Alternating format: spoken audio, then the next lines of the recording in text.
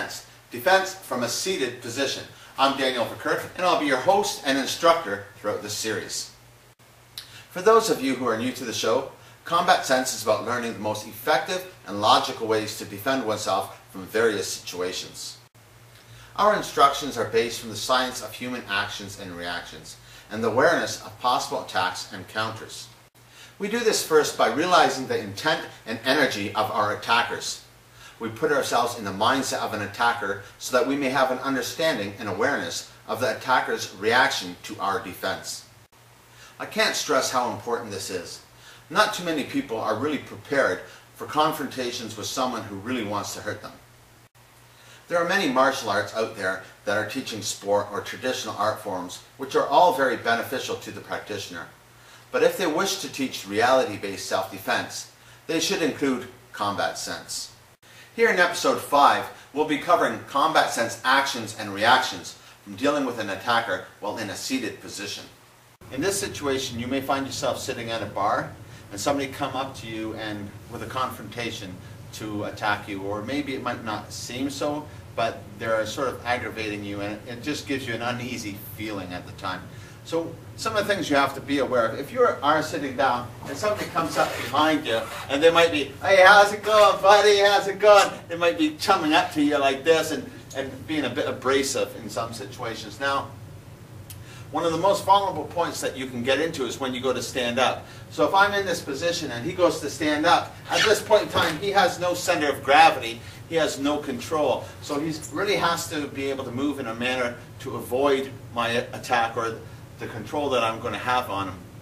Because sitting down, he doesn't have control of his mobility and strength and stance, which is going to give me a big edge over him. So you really have to be aware that some people will try to take this opportunity to their advantage. Now if the situations were reversed here, and I was sitting down and somebody was coming up to me to try to razz me or something like that, and I'm at a bar, and from this position, instead of going to stand up where I got to utilize my whole center of gravity and come up, what I want to do is I take the same motion that he turns me and I just go with this motion. This allows me to push myself off and carry on using that energy for myself rather than against myself. So you really have to be aware, because in the process of going to get up or going to stand down, you have no control, you have no power or no strength. So in this situation again, as he went to grab onto me and I felt his energy coming this way, I'm just going to go with that energy rotating around, which is going to give me an opportunity to get off. So if it happened all at once and he came to grab onto me and I felt his energy and I turned myself around, coming right up and controlling his arm, taking out his leg maybe, coming up. If I wanted to strike him, it depends on the situation. I might not want to strike him. I just might want to take his center of gravity away from him and pull him back in this manner here. Another situation which may happen is somebody could come up behind you and grab you around the neck because they want to control you or take you out. At this situation, if I grab on or I tighten in any way, he's going to pull me right off the seat. So my resistance is going to work against me rather than for me. So if he grabs onto me and pulls me back, I want to go with that energy, coming back around, putting him in this position, or that I could then take him to the ground if I wanted, or just tell him to lay off, or I'm going to light him. Now in this situation, you may have been talking to the bartender, you may have been with your head down like this in this situation. As somebody comes to push your head to the table, in this position, if you fight it in any way, you're going to be hit harder. So the main thing is to be able to go with the energy at hand when it happens. So as soon as you feel that coming, you should turn around with that energy. Easily twisting around, putting yourself in a dominant position to continue taking your opponent down if you want, or to continue striking, or whatever the case may be, but you didn't get your head smashed into the bar. Another situation which you may find yourself in at a bar is somebody may come close to you, buddy up to you, they put their arm around you because they're drunk and obnoxious, and sometimes it might bother you, but then again you might be just as drunk and stupid yourself. In this situation, you're open to his punch. He may come to sucker punch you in this position and you'll be open for it. So right away, as soon as somebody's in this position, you must be aware that you have to be able to bring up your left elbow in this manner. So as he goes to hit you, you should right away bring up this left elbow. This left elbow is then going to allow you to take him off the seat. If I go to stand up when he's striking me, it's not going to work. If I go to block when he's striking me, I still don't have the mobility to stop him from continuing his attacks. The best thing for me to do, given this situation, which makes combat sense, is to be able to redirect his energy so that he loses his center of gravity and I gain mine.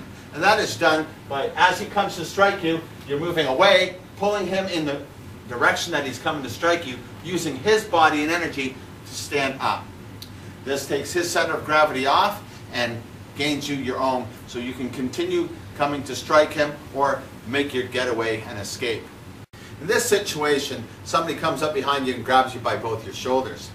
And as you go to do a defensive technique, intercepting my hand, bringing me down in this position might look like it's a good technique, taking me off my center of gravity.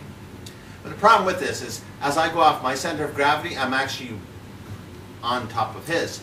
If I'm in this position, I'm going to come across with my elbow into his face. I'm probably going to punch him a few times in the ribs. I may come across and give him a reverse guillotine and choke him out at this point in time.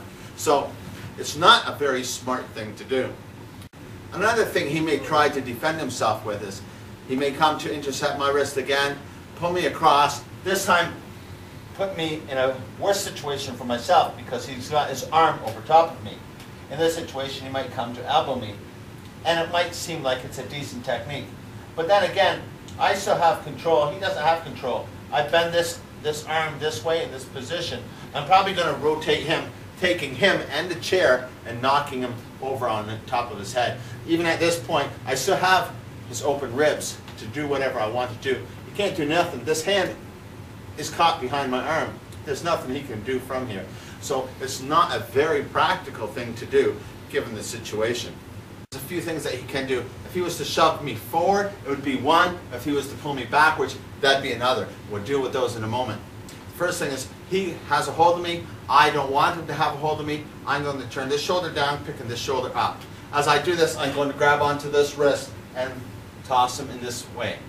I still have full control of my center of gravity. Once I bend him over, I use his resistance to stand up with, putting him in this position. If I wanted to stand out here or just push him down out of the way, that would work quite well. Now if he was behind me and he was pushing me forward and I felt myself going, then again I'm going to come across in this position. As I'm coming forward, I'm not going to resist it, because if I resist it, he might even pull me backwards on my head. I might lose everything. So as I'm being pushed forward, I'm going with that forward motion, allowing me to stand up with that movement that he's giving me. Now in the situation where he might be pulling me backwards, there's not too much you can do. You're going to go backwards, but you're going to probably want to grab onto him to make sure that he's not going to be over top of you, kicking you in the head while you're down on the ground. So one of the best things to do is, if you are coming backwards, just to go back with it and try to grab a hold of him. In this situation, whether I redirect him this way, crossing him, the thing is, as he's pulling me backwards, as I'm coming backwards, I'm turning this off as he's pulling me. And if I do this as he's pulling me, we're both going to end up going down. But if we're both going down at the same time, it's better than him standing over top of me, kicking me in my head.